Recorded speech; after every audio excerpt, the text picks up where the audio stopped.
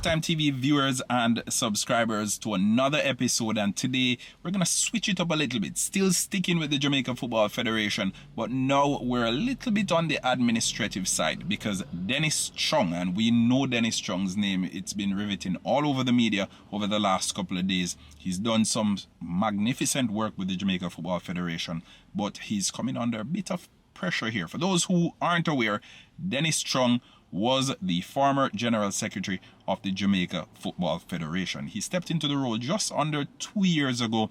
The Jamaica Football Federation was in shambles financially. Dennis Chung came in and he kind of steadied the ship. Now, over the last 2 days, Dennis Chung has come under pressure from the People's National Party, and I'll get into that and a little bit further down in the show. But before I even go any further, remember, smash the like button, subscribe to Halftime TV if you haven't yet done so, and please, let's keep the conversation going in the comment section below. All right, so let's get back to it. Now, a couple of weeks ago, Michael Ricketts was asked if he was aware that Dennis Chung would be demitting office as the General Secretary. He said he wasn't aware of anything of the sort. He wasn't made aware of it. If he had known or if he knew about something of that sort, he would come clean. Now, fast forward to a couple of days ago, Dennis Chung has been announced as the next head of the Financial Investigation Division. Now, this falls under the Ministry of Finance, and everything that you've been seeing happening with the Usain Bolt situation, the SSL saga, as well as the investigations into Mr. Andrew Holness's finances, that has been coming through the FID. And stick up in on the Andrew Holness finances, because that is where Dennis Chung is coming under scrutiny, because he indicated during his time as a public commentator, and again, public commentator while still in the capacity as General Secretary of the Jamaica Football Federation, he would oftentimes come out and share his take on certain matters related to finances. As a matter of fact, we had him over here on Halftime TV to share his take on the Usain Bolt SSL saga. So it's normal for him to share his take and his expertise on matters relating to finances and accounting, etc. Because after all, he's a chartered accountant, right? So yeah, Dennis Chung, he indicated that nothing is wrong. He doesn't see anything wrong with Andrew Holness's finances being, or him being, how do I put this? Associated then with 24 bank accounts. He said it's nothing out of the ordinary, and that statement would later on come back to haunt him, because that is the statement that the People's National Party is using right now to basically fry Dennis Chung. They're saying they don't think Dennis Chung is capable of being impartial, right? The objectivity premise, it has gone through the window based on those comments that he made a couple of months ago. Now, I know when it comes down to politics, people will say anything to gain political traction or to get points on politics, etc. And in this particular situation, Mark Golin, the opposition leader, he also shared his 2 cents on the situation, and he said, and this is, don't quote me on this, this is just the essence of what he said.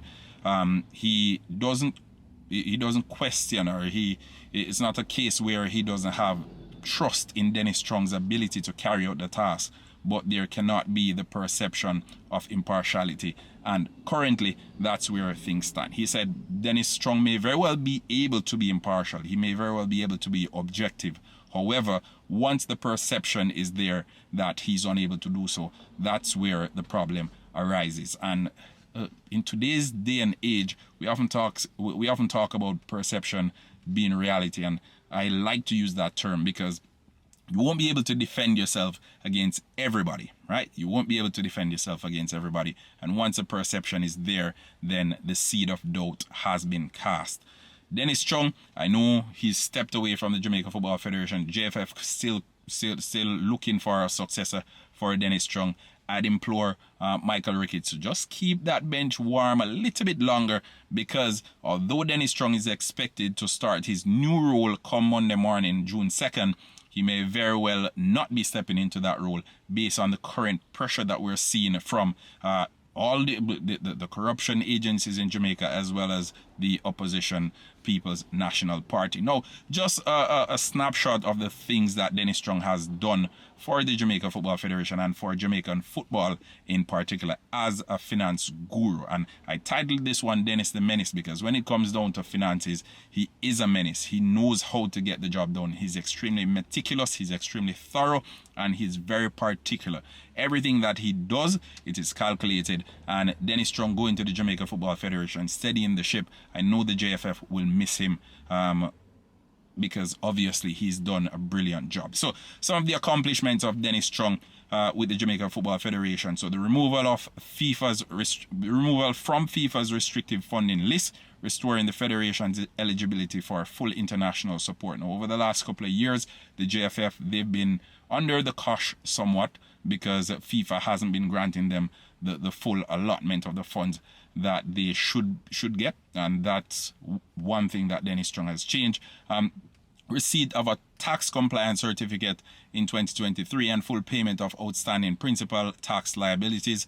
In 2025, the JFF also secured a 66 million write-off in penalties and interest under Jamaica's tax amnesty, a clean audit opinion on the 2024 financial statement, eliminating the long-standing going concern qualification, a first in over 2 decades, implementation of improved internal controls and governance policies, and finally, positive equity position posted in March 2025, again a first in more than 20 years. So Dennis Chung, he's done what he set out to do with the Jamaican Football Federation.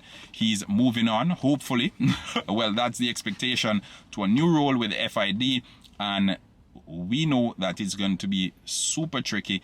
Folks aren't questioning his qualifications. They are questioning if he's able to do this job, considering he's never really done anything in or relating to laws or investigation, etc. So we'll see how that plays out. But I'm going to turn it over to you, the Halftime TV viewers and subscribers. What are your thoughts on this appointment of the former JFF General Secretary, Dennis Chung? And second part to the question, how would you classify or how would you deem Dennis Chung's time at the Jamaica Football Federation? On a scale of 1 to 10, how do you rank the job he did with the Jamaica Football Federation? Let's hear it in the comment section below. And remember, like, share, subscribe, tell a friend to tell a friend. Peace out.